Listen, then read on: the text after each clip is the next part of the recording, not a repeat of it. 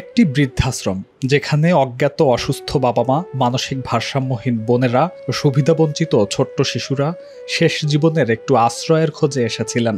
আজ সেই আশ্রমই চরম সংকটে।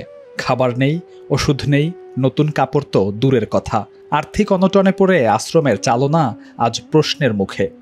অর্থনৈতিক সংকটের চাপে বাধ্য হয়ে চাকরিচ্যুত করা হয়েছে বহু কর্মীদের বেতন দেওয়ার মতো অর্থ নেই।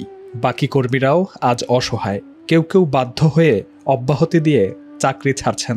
যারা থেকেছেন তারাও জানেন না আগামী মাসে তারাও টিকে থাকবেন কিনা। আমাদের এমন পরিস্থিতি, আমাদের দাপন কাপনের কাপড়টুকু নাই। খিদার কষ্টে অসুস্থ হয়ে ওষুধের কারণে, চিকিৎসার কারণে যদি মারাও কেউ যায়, তাদের যে দাপন কাপন করবো সেই অবস্থাটুকু আমাদের নাই। খাদ্য সংকট, ওষুধের সংকট, চিকিৎসা সরঞ্জামের সংকট, অর্থনৈতিক সংকট, সবচেয়ে বড় সংকট হয়ে যেটা দাঁড়াইছে আমার সাথে যে সহকর্মীরা আছে, আমার যে লোকবল ছিল বা যারা এখন পর্যন্ত আছে, তাদের 5 থেকে 6 মাস বেতন দিতে পারি না। স্টাফরা চলে যাচ্ছে, আমরা নিজেদের মধ্য থেকে অনেককে বাদ দিতে হইতেছে। যেহেতু আমার সহকর্মীরা নাই, আমার সাথে লোকবলই নাই, তো আমি কি করে এই অসহায় মানুষদের আশ্রয়, তাদের ভরণ পোষণ, তাদের যত্ন করব। এবং প্রতি মাসেই তারা অপেক্ষা করে এই মাসে বেতন পাবে, আবার অপেক্ষা করে আগামী মাসে বেতন পাবে। তাদেরও তো পরিবার আছে, তাদের পিছনেও তো স্বজন আছে, তাদেরও পেটে খিদা আছে। আর কতদিন আমাকে সাপোর্ট দেবে?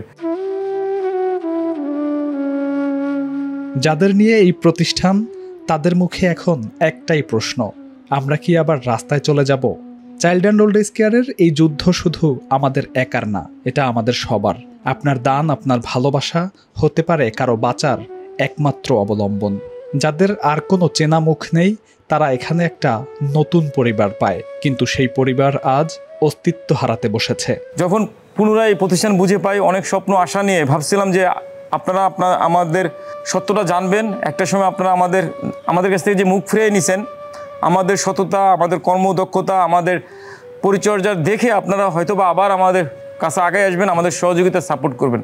তো সেই জায়গাটা থেকে আজকে আপনাদের বলতে হইতেছে যে আমাদের প্রতিষ্ঠান একদম বন্ধের শেষ মুহূর্তে চলে আসছে, বন্ধ হওয়ার উপক্রম হয়ে গেছে। সংবাদ পাই যে বিভিন্ন জায়গায় দেশের মানুষ পড়ে আছে, এবং আমরা যখন অস্বীকার করি যে আমরা আর পারতেছি না, তখন আমাদের শুভাকাঙ্ক্ষীরা আমাদের গালাগালি করে, খারাপ ভাষা গালাগালি, আমাদের ধান্দাবাজ, বাটপার বলে। কিন্তু বর্তমান পরিস্থিতি কেউ বুঝতে চায় না যে আমাদের আর নিজেদের চলার মতো সামর্থ্য নাই, আমাদের প্রতিষ্ঠান বন্ধ হওয়ার উপক্রম হয়ে গেছে। এই মানুষগুলোকে যে রাস্তায় ছেড়ে দেবো সেই উপায়টুকু নাই। আপনি যদি এই ভিডিওটা দেখে থাকেন, আপনি পারেন বাঁচাতে। আপনার ছোট্ট সাহায্য কারো একবেলার খাবার হয়ে উঠতে পারে, কারো ওষুধ, আবার কারো রাতের ঘুম। যদি মনে করেন এই মা বাবারা ফেলে দেওয়ার মতো না, তাহলে একটু দাঁড়ান, একটু ভাবুন। এই প্রতিষ্ঠান টিকে থাকলে কেউ অন্তত আর রাস্তায় পড়ে অযত্ন অবহেলায় ধুকে ধুকে পচে গলে মরবে না। কি কথা বলবো, কিভাবে বলবো আপনাদের বুঝাতে পারতেছে না। সকলকে অনুরোধ করব, প্রতিষ্ঠান আপনাদের অর্থায়নে, আপনাদের সহযোগিতা, আপনাদের সাপোর্টে আজকে এত বড় পর্যায়ে আসছে, এত মানুষের আশ্রয় হয়েছে। আপনাদের সকলের কাছে হাত করজোড়ে বিনতি অনুরোধ করতে চাই, আপনাদের সাধ্যমতো দান, সহযোগিতা, সাপোর্ট নিয়ে এগিয়ে আসবেন। বিশেষ অনুরোধ করতে চাই, যারা আমাদের নিয়ে বাজে মন্তব্য করেন বা বাজে ধারণা আছে, তাদেরকে অনুরোধ করবো আপনারা সরাসরি আসবেন, এসে দেখে বুঝে আপনাদের সাধ্যমতো দান সহযোগিতা নিয়ে এই অসহায়দের পাশে এসে দাঁড়াবেন। সকলকে বিনত অনুরোধ করি। আমাদের সত্যিকার অর্থেই খাবার নাই, ওষুধ নাই, তেল সাবান নাই, টয়লেট্রিজ সামগ্রী নাই, সহকর্মীদের দীর্ঘ 7 মাস ধরে বেতন নাই, এবং এই প্রতিষ্ঠানে চলার মতো কোনো অবস্থা নাই। আসুন আমরা মুখ ফিরিয়ে না নেই, এই অসহায় স্বজনহীন মানুষগুলোর পাশে দাঁড়াই, তাদের মুখে ফিরিয়ে দেই এক মুঠো খাবার, একটু ওষুধ, এক টুকরো কাপড়। কারণ আমাদের একটু সাহায্যই হতে পারে তাদের জীবনের শেষ ভরসা।